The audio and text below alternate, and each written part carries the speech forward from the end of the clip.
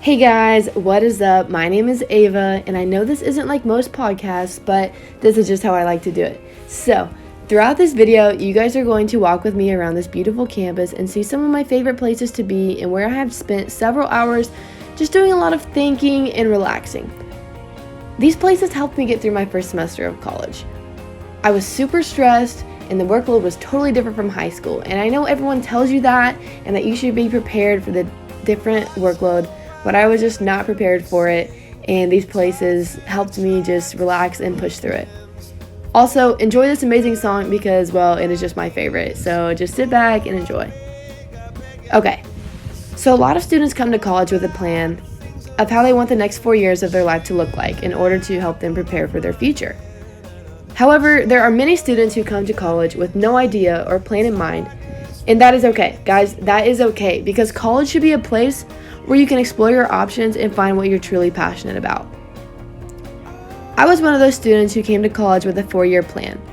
I knew that I wanted to become a physical therapist, and I knew the courses that I needed to take in order to accomplish this goal of mine. I got to college and started to step foot in the process and decided that this was not the field that I wanted to spend the rest of my life in. I realized that I was a very sociable person. I talked to a lot of people, and I was comfortable in situations where I didn't think I'd ever be comfortable in.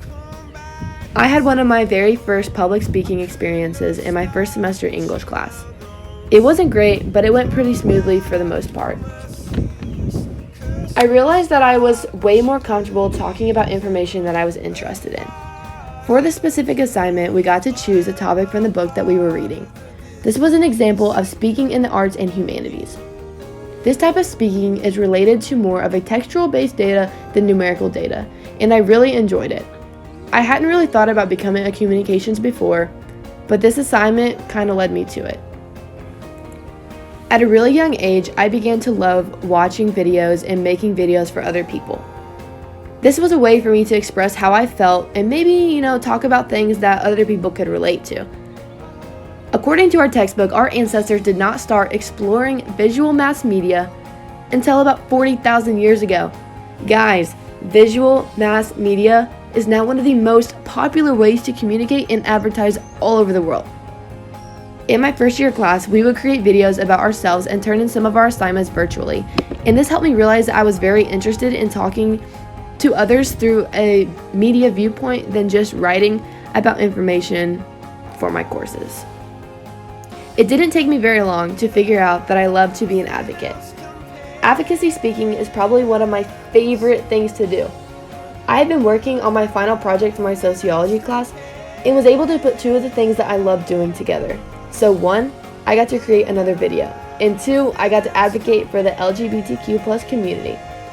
My study was focused on how comfortable the LGBTQ+ community was on a daily basis with the effects of the looking glass self. I got to speak with some students on Hanover's campus, and I really enjoyed hearing all of their opinions.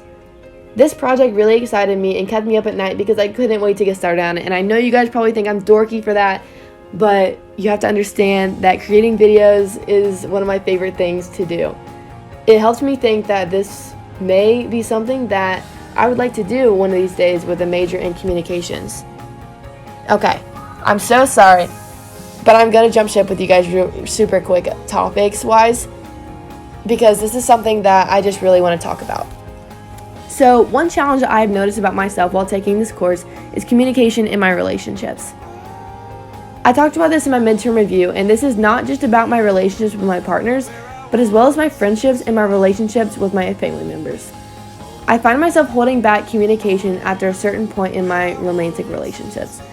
It's a struggle for me because I have trust and sometimes commitment issues, and because I have acknowledged this fear and struggle, I have been able to work through this and communicate better with my partner, but it's always still a little bit iffy. Instead of just being frustrated and holding back what I have to say, I'm finally able to communicate and express how I feel. This course has been super helpful for me in finding my strengths and weaknesses in communication. I can't wait to see where this major will take me in life and to find out more about what I'm passionate about. Thank you all so much for tuning in, and I will talk to you guys soon.